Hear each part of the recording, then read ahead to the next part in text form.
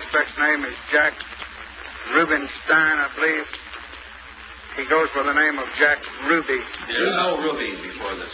No, sir. Saw him in this very same room Friday night when we had the defendant up here.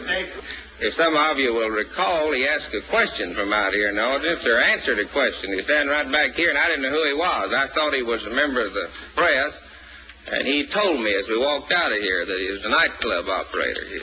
What question did he ask? What? What question did he ask? I don't remember, but he maybe it was an answer, but he said something. Remember it was Friday night when I asked you to look to me like your good friend. I don't know what. Hi, everyone. I'm Ted Yacucci, and thank you so much for joining me on the channel today. Well, I always laugh a lot every time I see that film clip of Police Chief Jesse Curry and District Attorney Henry Wade pretending that they did not know who Jack Ruby was on the day that he killed Lee Oswald in the basement of the Dallas City Jail. Of course, they knew who he was. And, you know, you have to remember, as we talk a lot on this channel, there was really just such, I'm sure, panic among the Dallas police, the CIA, all the people that were conspirators in the JFK assassination between the time that President Kennedy was killed in Dealey Plaza and up to that time that Jack Ruby pulled the trigger and killed Lee Oswald 2 days later on that Sunday morning. But there is also another time that the conspirators must have been very, very panicked. And that was when Jack Ruby was granted a new trial. And he had also done some really interesting things, like granting Dorothy Kilgallen an interview. So the conspirators had to be worried at that point that Jack Ruby, who they could control in the confines of jail where he was suddenly going to be exposed to a lot of media, a new trial, and they were probably worried that nothing good was going to come out of that, right? So today we're going to examine whether Jack Ruby was actually killed, was actually murdered before his new trial could occur. Remember what Jack Ruby was overheard saying after his arrest. He said, "They're going to find out about Cuba. They're going to find out about the guns, find out about New Orleans, find out about everything." Jack Ruby was mob connected and a prime player in the CIA-sponsored and controlled providing of guns to Cuba from the mid to late 1950s through 1963. Ruby and the CIA actually sold or gave guns and other arms to both President Batista and to revolutionary Fidel Castro, depending on who the United States policy was backing at the time. Even the Warren Commission had to agree that Ruby had at least one trip to Cuba in 1959, but it is well documented that he traveled to the island at least 8 times on behalf of gun-running operations. In 1959, he led a CIA effort to sell Jeeps to Fidel Castro at one point, and while in Cuba, helped gain the release of mobster Santo Trafficante from a Cuban jail. Okay, so after Jack Ruby did kill Lee Oswald, a lot of the pressure that had to be on the conspirators was alleviated, at least to a degree, when it came to what Jack Ruby would do. After all, he was convicted, he was imprisoned, and it would be fairly easy to control his actions from there. Remember, Jack Ruby did try to get out of killing Lee Oswald. He called the FBI, he called the Dallas police the night before he was to do the act, and informed them that if they didn't change the plans to transport Lee Oswald in the morning, that he would be killed. But of course, those plans weren't changed, and Ruby had to go through with the actions. Now, what Ruby was promised at that point is hard to say. Maybe he was told that he really wouldn't have to spend much time in prison. Maybe he was told that some kind of a pardon would be given for him. Who knows what he was told? But the truth is that now he was being granted a new trial. And that meant that after being in jail for a few years, he must have been questioning exactly whether he'd have to spend the rest of his life in there or not. And I'm sure the conspirators were probably worried at that point, too, about how much the media and other sources, other materials that Jack Ruby might give up. Everyone that knew Jack Ruby up until April of 1964 would say he seemed perfectly healthy and sane.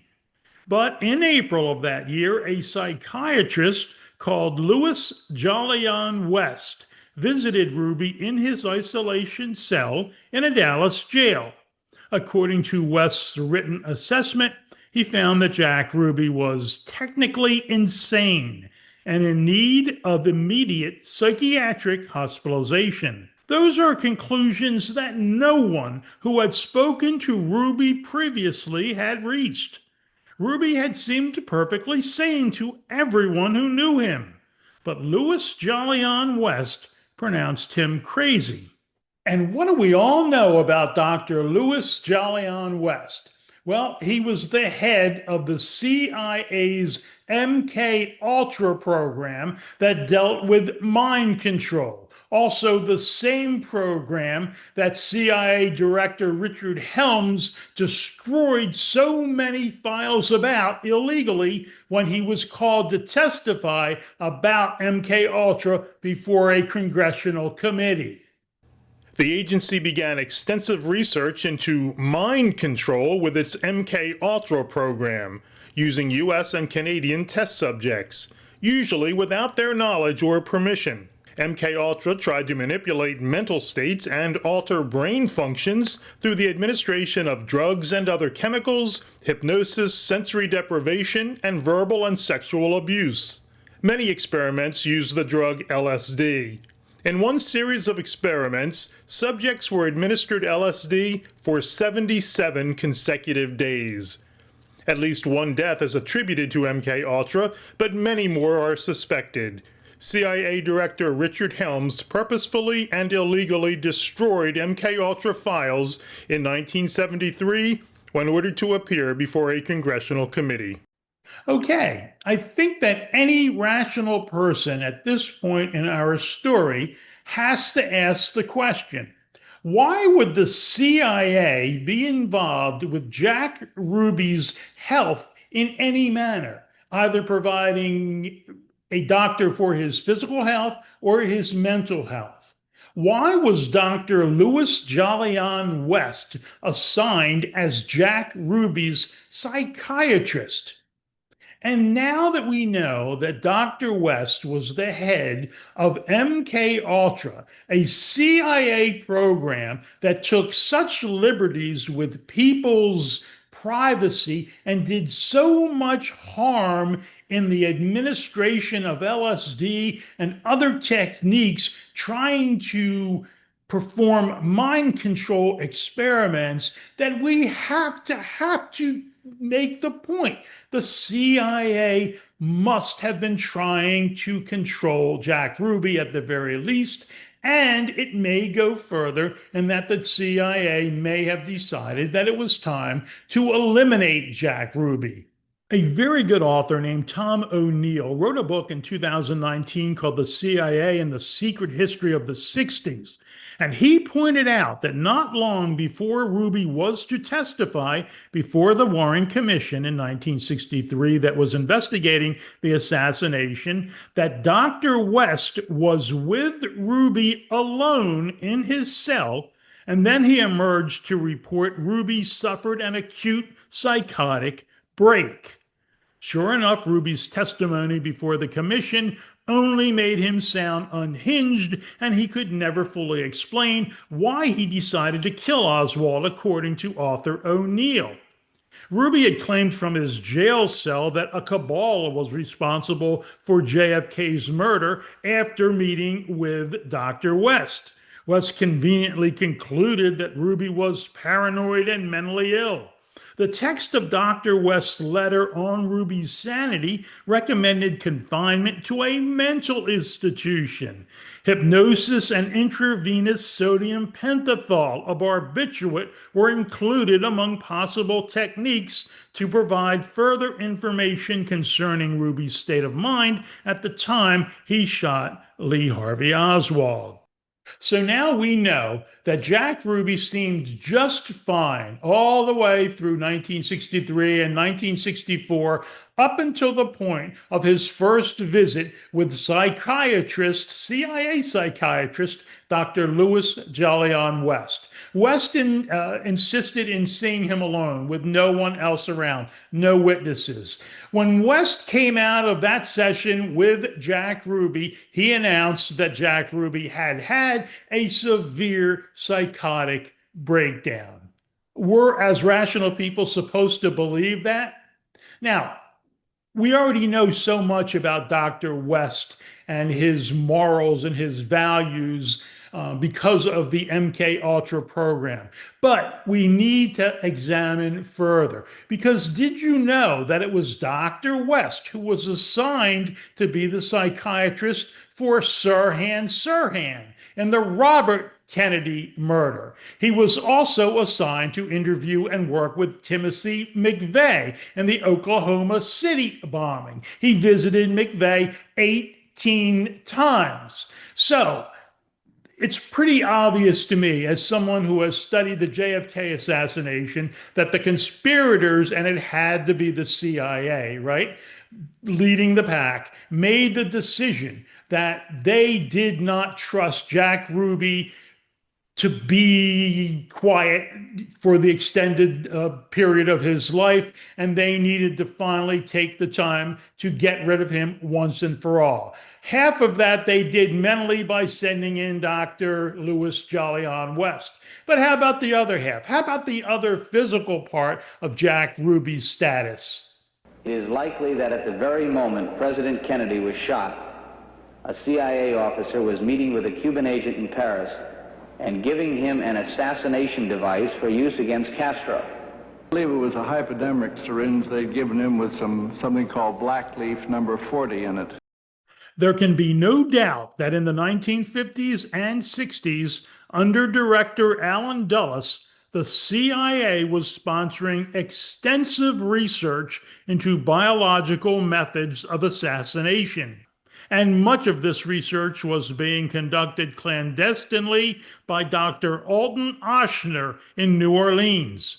A rabid anti-communist physician, Ochsner was being funneled huge sums of money directly by the CIA to undertake some of the research, as well as to fund Ochsner's Inca organization, creating radio stations and movies throughout Latin America based on the Voice of America idea of continuous anti-communist programs.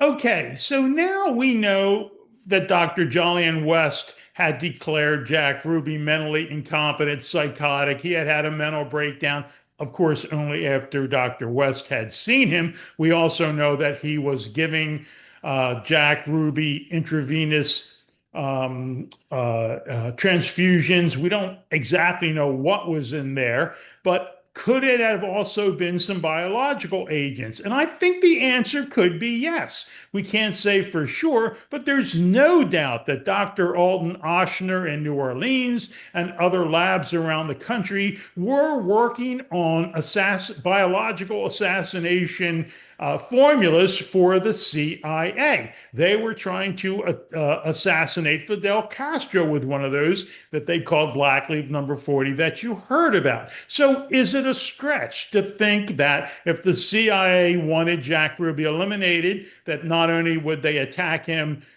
through Dr. West on the mental side of his health, but also the biological side. I think it's very possible. And we have to remember that Jack Ruby was diagnosed with lung cancer and then succumbed from it only 1 month after that diagnosis. Now, I know people can die quickly of disease after being diagnosed, but 1 month is awfully quick, especially for someone that wasn't a smoker, and Jack Ruby did not smoke. Do we know the answer is 100% no? Why not? Because the Warren Commission was a sham. The Warren Commission did nothing to really do any actual investigation into the circumstances surrounding the JFK assassination. They existed only to make sure that real evidence and real information was not actually acquired. They protected the conspirators, and we know that. Thank you so much for joining me on the channel today. I really appreciate it, and I'll see you next time.